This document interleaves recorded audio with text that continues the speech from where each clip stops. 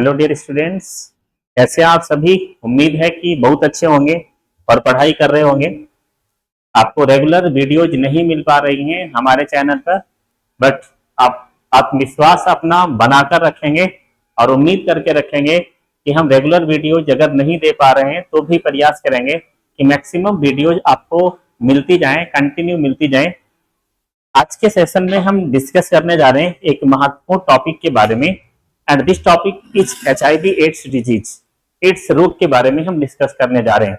ये टॉपिक दो विशेष पर्पज से मोस्ट इंपोर्टेंट है। फर्स्ट इज नीट के लिए और दूसरा इंपोर्टेंट है क्लास 12 के लिए। तो आइए हम शुरू करते हैं एड्स के बारे में और टोटल जानते हैं एड्स के द्वारा, एड्स के रिलेटेड एनसीईआरटी में गिवन हुई दी गई सारी टॉपिक के बारे में कि HIV एड्स है क्या। सबसे पहले हम एड्स के बारे में हम जानते हैं इसका पूरा नाम क्या है। तो this is known as the acquired immunodeficiency syndrome. Acquired immunodeficiency syndrome का मतलब क्या होता है? एक्वायर्ड मतलब होता है कि हम किसी भी चीज को अगर अपने दैनिक जीवन में लाइफ में एक्वायर्ड करते हैं, यानी धीरे धीरे ग्रहण करते हैं, this is known as the acquired. जैसे आप अगर जेनेटिक्स के चैप्टर में जाते हो तो कुछ सिंड्रोम के बारे में डिस्कस करते हो और आप ये पढ़ते हो कि कुछ सिंड्रोम्स ऐसे हैं जो जन्म के साथ ही नेक्स्ट जनरेशन में ट्रांसफर होते हैं, यानी माता पिता से संतति में जाते हैं। सेम एज कुछ ऐसे डिजीज हैं जो हमें जन्म से ना मिलकर हमारे लाइफ साइकिल में जीवन चक्र के दौरान हमारी बॉडी में अडॉप्टेड किए जाते हैं। इसका मतलब एक्वायर्ड है, यानी एड्स रोग जन्म से नहीं आ रहा। कुछ कंडीशन को अगर हम छोड़ दें जो हमारे जन्म के बाद धीरे धीरे एक्वायर्ड किया जाता है, this is known as the acquired. Immuno मतलब होता है इम्यून सिस्टम, यानी हमारी बॉडी में एक सिस्टम है जो हमारी बॉडी को प्रोटेक्ट करता है, जिसको इम्यून सिस्टम कहते हैं।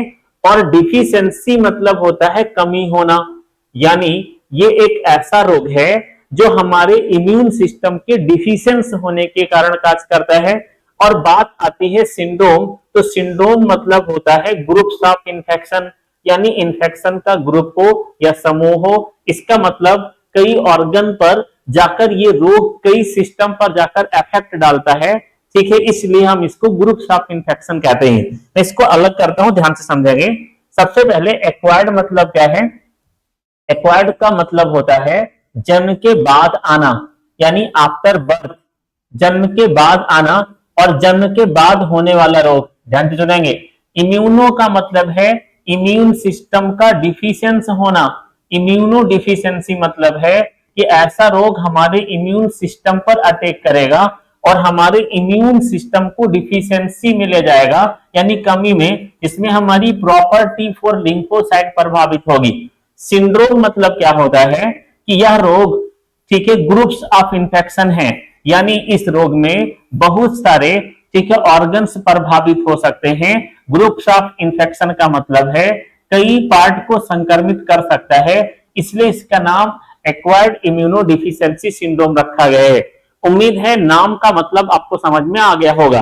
अब हम बात करते हैं इस रोग का पैथोजन क्या है। ठीक है, हम बात करते हैं पैथोजन की।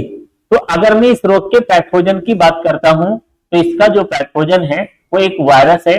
This virus is known as the HIV virus, यानी ह्यूमन इम्यूनोडेफिशिएंसी वायरस।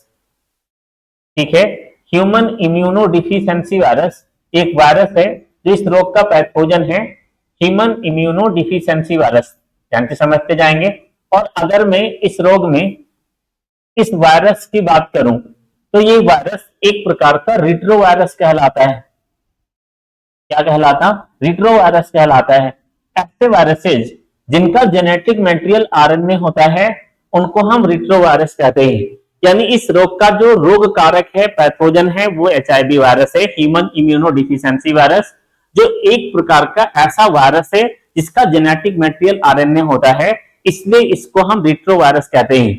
हम डिस्कस करते हैं इस वायरस की वास्तविक संरचना क्या है, इस वायरस में क्या क्या पाया जाता है जो किसी मनुष्य को कंप्लीटली इन्फेक्ट कर सकता है। तो हम सबसे पहले इस डिजीज में आगे बढ़ने से पहले इस वायरस की संरचना के बारे में डिस्कस करते हैं। हम देखते हैं कि इस वायरस का वास्तविक स्वरूप क्या है। अगर हम इस वायरस की बात करें तो यह एक रिट्रो वायरस है।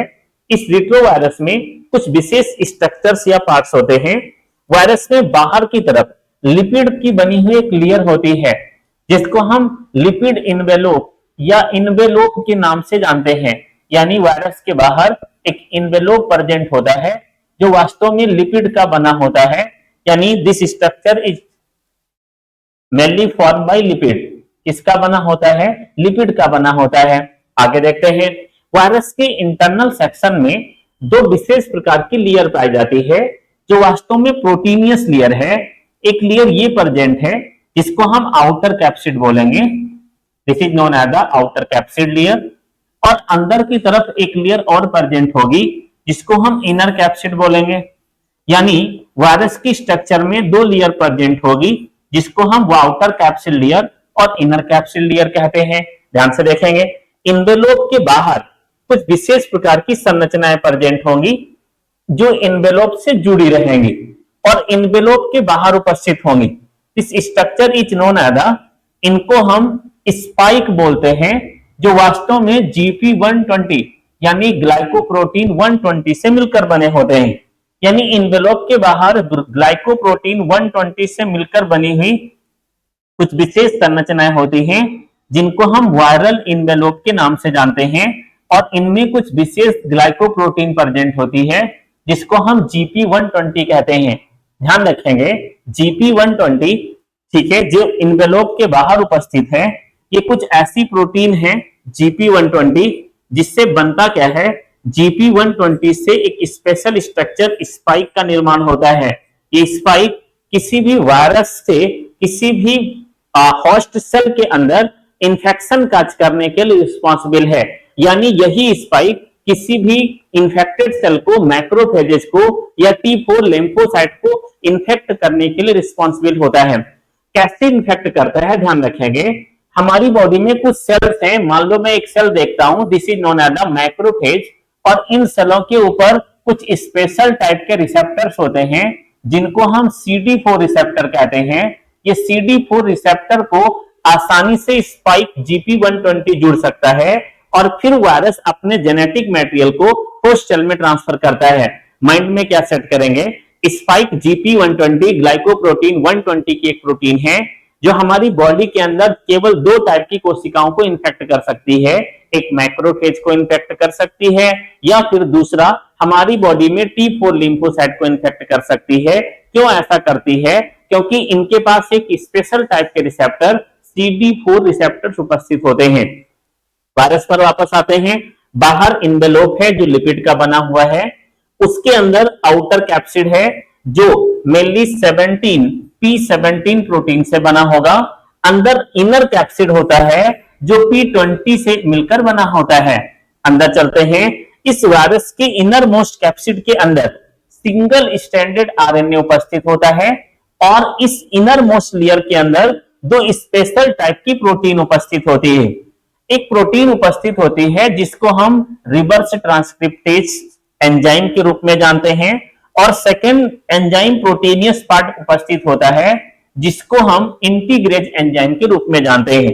और बाहर भी एक विशेष प्रोटीन उपस्थित होती है जो इनर और आउटर कैप्सिड के बीच में होती है जिसको हम प्रोटीएज प्रोटीन बोलते हैं। ध्यान से देखें, यानी इनका genetic material ssRNA single stranded RNA होगा।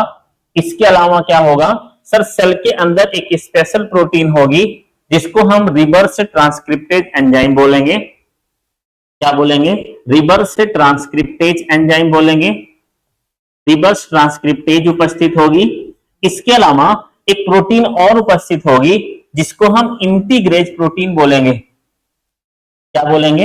इंटीग्रेज प्रोटीन बोलेंगे। साथ में क्या होगा, इनके बीच में यानी आउटर और इनर कैप्सिड के बीच में एक विशेष प्रोटीन और उपस्थित होगी जिसको हम प्रोटीएज प्रोटीन बोलेंगे। तो ध्यान रखें कि वायरस की संरचना में क्या क्या उपस्थित है। बाहर इन्वेलोप लिपिड का बना हुआ, उसके अंदर आउटर और इनर कैप्सिड, आउटर पर P17 प्रोटीन, अंदर की तरफ P20 प्रोटीन उपस्थित होगी। आउटर और इनर कैप्सिड के बीच में प्रोटीएज एंजाइम उपस्थित होगा जो प्रोटीन के डाइजेशन में हेल्प करेगा। अंदर की तरफ जाने पर सिंगल स्ट्रैंडेड RNA उपस्थित होगा आरएनए के साथ में रिवर्स ट्रांसक्रिप्टेज एंजाइम, जो रिवर्स ट्रांसक्रिप्शन मींस आरएनए से डीएनए बनाने का काम करेगा, और साथ में इंटीग्रेज एंजाइम जो इस आरएनए स्ट्रैंड को डीएनए से जोड़ने का काम करेगी। जब कोई वायरस इन्फेक्ट करेगा किसी होस्ट सेल के ऊपर, तो फिर हम इन सभी एंजाइमों का रोल इस वायरस की लाइफ साइकिल में समझेंगे। उम्मीद है कि स्ट्रक्चर ऑफ एचआईवी वायरस आपको अच्छे से क्लियर हो गया होगा। नेक्स्ट हम बात करते हैं इसकी लाइफ साइकिल की। आइए देखते हैं कि इसकी लाइफ साइकिल में क्या होता है। ध्यान से देखें, अगर मैं इस वायरस की लाइफ साइकिल की बात करता हूं, ध्यान से देखेंगे, क्या देखेंगे कि वायरस की लाइफ साइकिल में क्या देखने को मिलता है। अगर मैं लाइफ साइकिल ऑफ एचआईवी की बात करूं तो हमें यह मिलेगा कि ये वायरस अपने किसी भी होस्ट सेल के ऊपर इंफेक्शन काज करता है। नॉर्मल इसका होस्ट सेल हमारी बॉडी में उपस्थित कुछ विशेष कोशिकाएं ही होती हैं। हमने अभी आपको बताया कि हमारी बॉडी में 2 डिफरेंट टाइप की सेल्स, ठीक है, एक मैक्रोफेज और दूसरा हम मान लेते हैं हमारी बॉडी में T4 लिम्फोसाइट। तो हम मान लेते हैं कि ये हमारे पास एक सेल है जिसको हम मैक्रोफेज बोलते हैं। ध्यान से समझेंगे, ये एक मैक्रोफेज है जो वायरस द्वारा संक्रमित की जा सकती है। हम क्या करेंगे, देखते हैं कि कोई वायरस जिस मैक्रोफेज पर आकर जुड़ जाता है। तो हमारे पास एक कोई वायरस है जो मैक्रोफेज पर आकर जुड़ जाता है। कैसे जुड़ेगा, अभी मैंने आपको बताया कि वायरस के पास स्पाइक उपस्थित होगी बाहर की तरफ, यानी वायरस के बाहर GP120 की बनी हुई बहुत सारी स्पाइक उपस्थित हैं। अब क्या है, GP120 की बनी हुई इस प्रोटीन से ये वायरस हमारी बॉडी के अंदर उपस्थित कुछ विशेष प्रकार के रिसेप्टर, जिनको हमने बताया CD4 रिसेप्टर, इन CD4 रिसेप्टर से जाकर बाइंड कर जाता है। और CD4 रिसेप्टर अभी मैंने बताया कि केवल हमारी बॉडी में 2 टाइप की सेल्स में होते हैं, जिनको हम T4 लिम्फोसाइट और मैक्रोफेज कहते हैं। इसलिए एचआईवी वायरस का संक्रमण केवल इन 2 सेलों के ऊपर ही हो पाता है। जब ये वायरस किसी CD4 रिसेप्टर से बाइंड करेगा तो होगा क्या, यहां एक प्रोटीन सक्रिय हो जाएगी जिसको हम प्रोटीएज कहेंगे। फिर क्या होगा, उस प्रोटीन के सक्रिय होने पर इस वायरस का जो जेनेटिक मटेरियल है single stranded RNA with enzyme transfer कर दिया जाएगा सेल में। हम मान लेते हैं कि वायरस का सिंगल स्ट्रैंडेड आरएनए, उसके साथ में 3 एंजाइम, एक एंजाइम ने पहले फंक्शन कर लिया है बट मेनली 2 एंजाइम, एक एंजाइम ये मान लेता हूं और दूसरी एंजाइम अभी आपने देखा था ये मान लेता हूं। ये 2 एंजाइम सिंगल स्ट्रैंडेड आरएनए के साथ मैक्रोफेज सेल के अंदर यानी होस्ट सेल में आ जाते हैं। ये जो एंजाइम है जिसको हम रिवर्स ट्रांसक्रिप्टेज एंजाइम बोल सकते हैं, ध्यान रखेंगे, this is known as the reverse transcriptase enzyme. इसके अलावा दूसरी एंजाइम है जिसको हम इंटीग्रेज बोलते हैं। क्या बोलते हैं, इंटीग्रेज एंजाइम। अब ये एंजाइम सक्रिय होते हैं, रिवर्स ट्रांसक्रिप्टेज और इंटीग्रेज ये सक्रिय रूप में क्या करते हैं, इस वायरस की लाइफ साइकिल में रोल प्ले करते हैं। ध्यान से देखें, हम मान लेते हैं कि हमारी बॉडी में ये एक मैक्रोफेज के अंदर एक न्यूक्लियस है जिसके अंदर मनुष्य का मेन जीनोमिक मटेरियल उपस्थित है जो डीएनए है। होगा क्या, यहां पर जो आरएनए है सिंगल स्ट्रैंडेड, ये आरएनए बाइंड कर जाएगा किसके साथ, मेन जीनोमिक डीएनए के साथ। मेन जीनोमिक डीएनए के साथ इसको बाइंड करने में रोल प्ले करेगी इंटीग्रेज। कौन रोल प्ले करेगी, इंटीग्रेज, यानी इंटीग्रेज एंजाइम। इंटीग्रेज एंजाइम अब क्या करेगी, मेन जीनोम के अंदर मेन जीनोम के द्वारा इस सिंगल स्ट्रैंडेड आरएनए को जोड़ देगी। इसके बाद क्या होगा, एक एंजाइम जिसका नाम है रिवर्स ट्रांसक्रिप्टेज, ये एंजाइम अब एक मेन रोल प्ले करेगी, मॉलिक्यूलर बेसिस ऑफ इनहेरिटेंस को फॉलो करेगी और central dogma of molecular basis के अकॉर्डिंग क्या करेगी, इस डीएनए के साथ जुड़कर आरएनए से डीएनए बनाने का कार्य करेगी। ध्यान से देखेंगे, हम मान लेते हैं कि ये आरएनए था वायरस का, उससे कोई नया डीएनए तैयार हुआ। ये कार्य कौन कराएगा, तो ये कार्य ये एंजाइम कराएगी जिसका नाम है रिवर्स ट्रांसक्रिप्टेज एंजाइम। यानी रिवर्स ट्रांसक्रिप्टेज ने जीनोम के साथ बाइंड होने के बाद एमआरएनए का फॉर्मेशन किया है और ये जो एमआरएनए बना है, ध्यान रखेंगे, ये एमआरएनए पहले तो डीएनए बनेगा। ध्यान से देखें, सबसे पहले डीएनए का फॉर्मेशन होगा, डीएनए के बाद बनता है एमआरएनए। यानी सिंगल स्टैंडर्ड आरएनए से सिंगल स्टैंडर्ड डीएनए बनेगा और सिंगल स्टैंडर्ड डीएनए से रिवर्स ट्रांसक्रिप्टेज एंजाइम द्वारा सिंगल स्टैंडर्ड एमआरएनए का फॉर्मेशन किया जाएगा। वास्तव में ये जो आरएनए बनेगा ये एक वायरल आरएनए होगा। यहां तक उम्मीद है आपको समझ में आ रहे हैं। रिवाइज करता हूं, माइंड में सेट करेंगे। एक वायरस मैक्रोफेज सेल से जुड़ेगा। कैसे जुड़ेगा? क्योंकि उसके पास GP120 जैसी स्पेशल टाइप की प्रोटीन है जो स्पाइक पर उपस्थित है।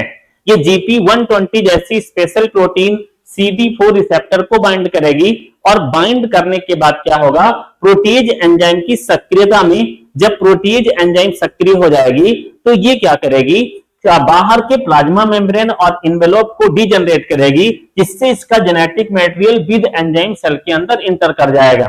सेल के अंदर जाने के बाद इंटीग्रेज एंजाइम मेन जीनोम से आरएनए को जोड़ने का काम करेगी।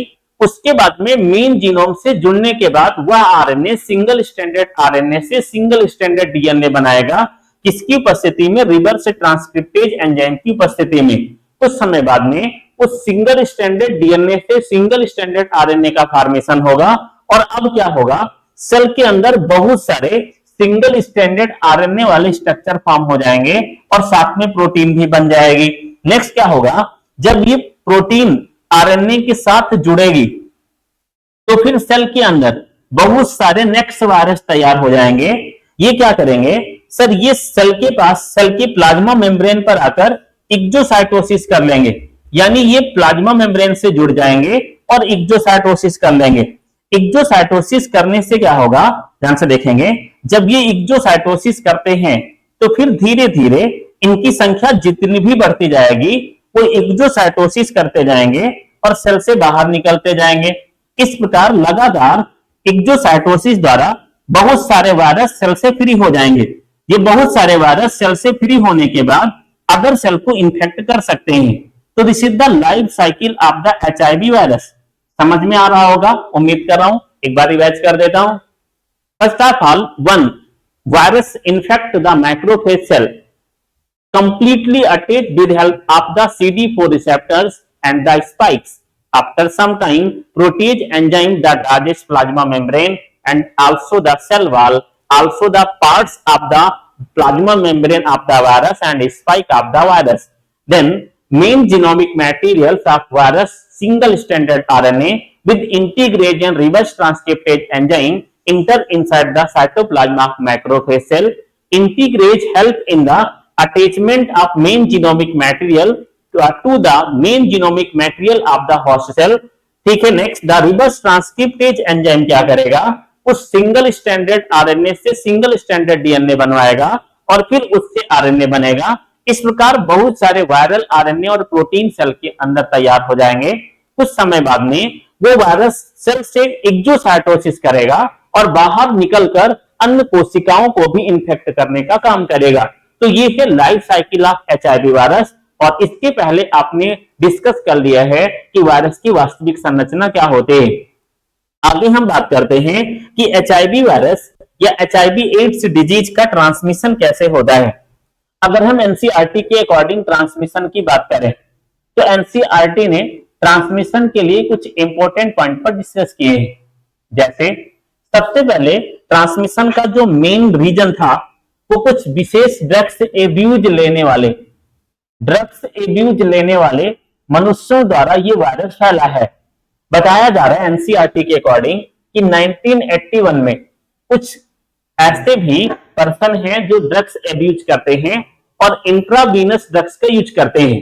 नॉर्मली ऐसे पर्सनों का एक ग्रुप था, ठीक है, कहां पर? अमेरिका जैसे देश में, कंट्री में, जहां वो एक ही इंजेक्शन से लगातार ड्रग्स को एक दूसरे में इंजेक्ट कर रहे थे। तो देखा यह गया कि जब वो एक ही सीरीज का यूज करके दूसरों में ड्रग्स इंजेक्ट कर रहे हैं, किसी एक संक्रमित पर्सन से वायरस दूसरे मनुष्य के अंदर ट्रांसमिटेड हो गया।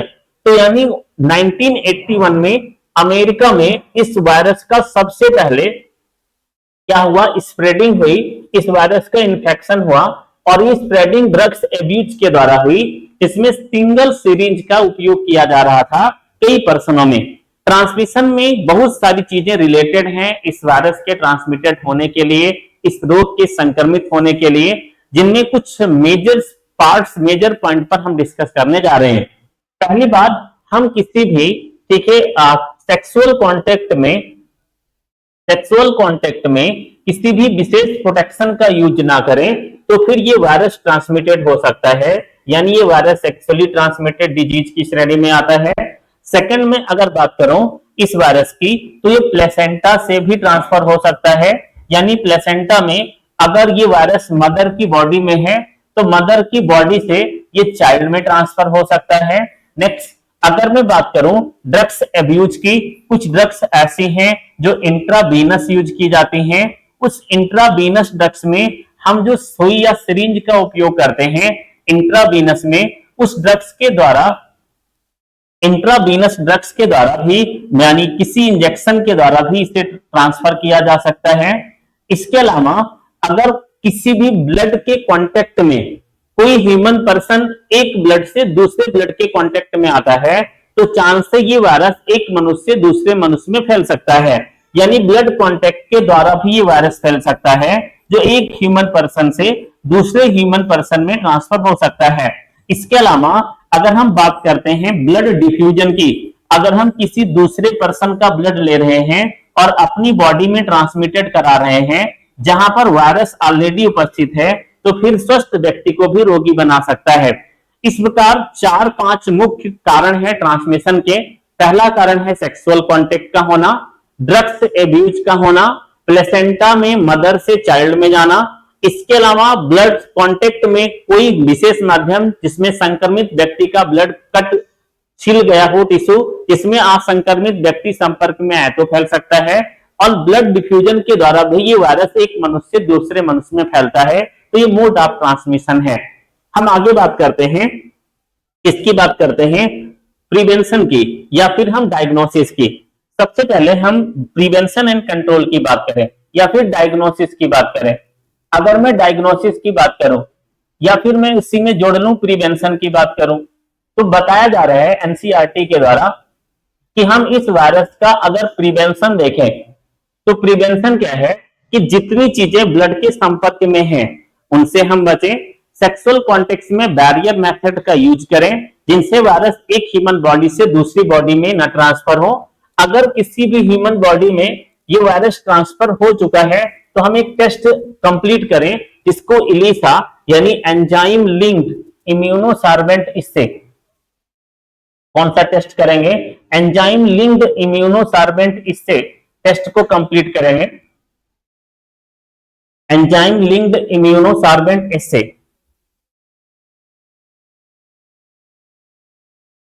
इम्यूनोसार्वेंट इससे टेस्ट, जो एक ऐसा टेस्ट है